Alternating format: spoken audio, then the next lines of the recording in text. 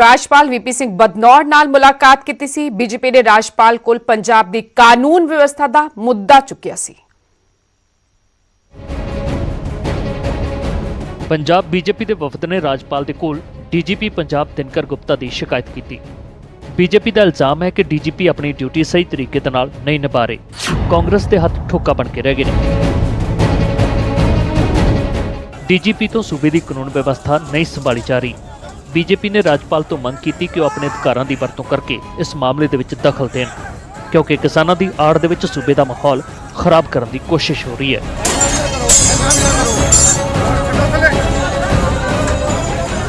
Bharatiya Janata party के लोकतांत्रिक अधिकारों का हनन हो रहा है। पार्टी को अपने कार्यक्रमों को करने से रोका जा रहा है। सारी जानकारी उनको दी है और उनको कहा है कि ऐसे वातावरण के अंदर नगर पालिका और नगर निगम के चुनाव ये डीजीपी नहीं करवा सकता, क्योंकि डीजीपी कांग्रेस के वर्कर के नाते काम कर रहा है। पंजाब ਦੇ ਵਿੱਚ ਜਲਦ ਹੀ ਨਿਗਮ ਚੋਣਾਂ ਹੋਣ ਜਾ ਰਹੀਆਂ ਨੇ। ਬੀਜੇਪੀ ਦਾ ਮੰਨਣਾ ਕਿ ਐਸੇ ਮਾਹੌਲ ਦੇ ਵਿੱਚ ਚੋਣ ਪ੍ਰਚਾਰ ਕਰਨਾ ਵੀ ਚੁਣੌਤੀ ਬਣ ਸਕਦਾ ਹੈ।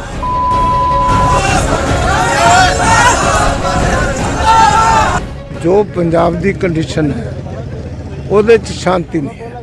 ਅਸੀਂ ਦੇਖੋ ਗਵਰਨਰ ਸਾਹਿਬ ਨੇ ਸਾਰੀਆਂ ਗੱਲਾਂ ਕਹੀਆਂ, ਚੁਣਾव ਦੇ ਵਾਸਤੇ ਵੀ ਕਿਹਾ ਕਿ ਵਾਤਾਵਰਨ ਪੈਦਾ ਕਰਨ ਦੀ ਸਰਕਾਰ ਦੀ ਜ਼ਿੰਮੇਵਾਰੀ ਹੈ ਔਰ ਤੁਸੀਂ ਸਰਕਾਰ ਹੈ। ਪੰਜਾਬ ਪੁਲਿਸ ਨਹੀਂ ਕਰਾ ਸਕੇਗੀ ਨਿਸ਼ਪਕਸ਼, ਇਸ ਲਈ ਤੁਸੀਂ ਸੀਆਰਪੀ ਕੇਂਦਰ ਦੀਆਂ ਜਿਹੜੀਆਂ ਏਜੰਸੀਜ਼ ਹੈ ਉਹਨਾਂ ਦੀ ਮਦਦ ਲਓ ਤਾਂ ਕਿ ਲੋਕਾਂ ਦਾ ਇਹ ਭਰੋਸਾ ਕਾਇਮ ਹੋਵੇ। ਦਰਅਸਲ 25 ਦਸੰਬਰ ਨੂੰ ਸਾਬਕਾ ਪ੍ਰਧਾਨ ਮੰਤਰੀ ਅਟਲ ਬਿਹਾਰੀ ਵਾਜਪੇਈ ਨੂੰ ਸਮਰਪਿਤ ਪ੍ਰੋਗਰਾਮਾਂ ਦੇ ਵਿੱਚ ਬੀਜੇਪੀ ਨੂੰ ਕਿਸਾਨਾਂ ਦੇ ਵਿਰੋਧ ਦਾ ਸਾਹਮਣਾ ਕਰਨਾ ਪਿਆ ਸੀ। ਕਈ ਥਾਵਾਂ ਤੇ ਬੀਜੇਪੀ ਦੇ ਪ੍ਰੋਗਰਾਮਾਂ ਦੇ ਵਿੱਚ ਭੰਨ ਤੋੜ ਵੀ ਹੋਈ ਸੀ। ਚੰਡੀਗੜ੍ਹ ਤੋਂ ਮਨੋਜ ਰਾਠੀ, ਨਿਊਜ਼ 18। इस विचाले रक्षा मंत्री राजनाथ सिंह ने किसानी आंदोलन ते खुल के अपनी राय रखी है। उन्होंने किसानां तो लैके इस मुद्दे ते कौमांतरी पद्धर तक हो रही चर्चा ते अपना पक्ष रखा।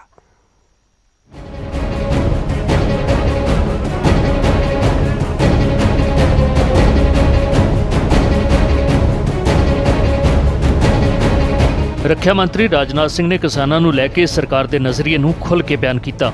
ਰਾਜਨਾਥ ਸਿੰਘ ਦੇ ਮੁਤਾਬਕ ਸਰਕਾਰ ਕਿਸਾਨਾਂ ਦੇ ਪ੍ਰਤੀ ਬੇਹੱਦ ਸੁਹਿਰਦ ਹੈ।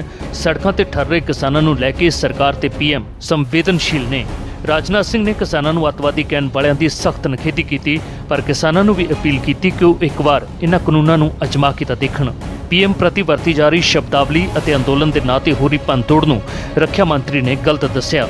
ਵਿਰੋਧੀ ਧਿਰਾਂ ਤੇ ਵਿਦੇਸ਼ੀ ਸਰਕਾਰਾਂ ਦੇ ਵੱਲੋਂ ਕੀਤੀ ਜਾ ਰਹੀ ਨੁਕਤਾਚੀਨੀ ਤੇ ਰਾਜਨਾਥ ਸਿੰਘ ਨੇ ਸਖਤ ਰੁਖ ਅਪਣਾਇਆ। जहाँ तक प्रधानमंत्री का प्रश्न है, प्रधानमंत्री के बारे में अब शब्दों का प्रयोग नहीं किया जाना चाहिए। प्रधानमंत्री स्वयं में केवल व्यक्ति नहीं है, वो संस्था होता है। लेकिन प्रधानमंत्री के बारे में जिस तरीके की नारेबाजी की जा रही है, ये नारेबाजी होगी। मैं समझता हूँ ऐसे जो नारे लगाता है उसको मैं किसान नहीं मानता हूँ। कम से कम इतना तो मैं ये कह सकता हूँ कि राहुल जी आयु में तो मुझसे छोटे हैं, लेकिन कृषि के बारे में उनसे मैं ज़्यादा जानता हूँ, क्योंकि किसान माँ की कोख से ही पैदा हुआ हूँ। इसलिए जिस माँ की कोख से पैदा हुआ हूँ और जिस वर्ग में पैदा हुआ हूँ, मैं किसान का बेटा हूँ, तो कम से कम किसानों के हितों के प्रतिकूल हम लोग कोई काम नहीं कर सकते। किसानों के ऊपर इस प्रकार का कोई भी आरोप कोई भी हो, पता नहीं किसने क्या कहा है, मुझे जानकारी नहीं है, नहीं लगाया जाना चाहिए। लेकिन उसे हमारा किसान किसान है, हम किसान के प्रति हृदय की गहराइयों से सम्मान व्यक्त करते हैं। राष्ट्रीय स्वाभिमान की रक्षा के लिए सिख भाइयों ने जितना बड़ा बलिदान दिया है उसे भारत कभी भूल नहीं सकता। भारत की संस्कृति की रक्षा करने में हमारे सिख भाइयों का बहुत बड़ा कंट्रीब्यूशन है। पंजाब में जो कम्युनिकेशन टावर्स हैं उन पर उनकी जो पावर सप्लाई है उनको काट दिया गया है।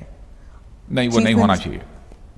मैं समझता हूँ कि इस पर हमारे पंजाब के किसान भाइयों को विचार करना चाहिए कि यदि किसी के द्वारा यह तोड़फोड़ की जा रही है तो तोड़फोड़ का सिलसिला बंद होना चाहिए। पहले मैं दुनिया के किसी भी देश के प्रधानमंत्री के बारे में कहना चाहूँगा कि भारत के आंतरिक मामलों में बोलना बंद करें। भारत को किसी के हस्तक्षेप की जरूरत नहीं है। हम लोग आपस में बैठकर समस्याओं का समाधान करेंगे। यह भारत का आंतरिक मामला है। दुनिया के किसी देश को भारत के आंतरिक मामलों में बोलने का कोई हक नहीं है। किसान अंदोलन केंद्र सरकार ਦੇ ਅੱਗੇ ਵੱਡਾ ਮਸਲਾ ਬਣ ਕੇ ਖੜਾ ਹੈ, ਜਿਸ ਦਾ ਹਾਲੇ ਤੱਕ ਕੋਈ ਠੋਸ ਹੱਲ ਨਹੀਂ ਹੋ ਸਕਿਆ। ਇੱਕ ਪਾਸੇ ਸਰਕਾਰ ਅੱਗੇ ਅੰਦੋਲਨ ਨੂੰ ਖਤਮ ਕਰਵਾਉਣ ਦੀ ਚੁਣੌਤੀ ਹੈ, ਤਾਂ ਦੂਜੇ ਪਾਸੇ ਸਰਕਾਰ ਨੂੰ ਵਿਰੋਧੀ ਧਿਰਾਂ ਤੇ ਵਿਦੇਸ਼ੀ ਸਰਕਾਰਾਂ ਵੱਲੋਂ ਹੋ ਰਹੀ ਬਿਆਨਬਾਜ਼ੀ ਦੇ ਨਾਲ ਵੀ ਨਜਿੱਠਣਾ ਪੈ ਰਿਹਾ ਹੈ। Bureau report, news 18।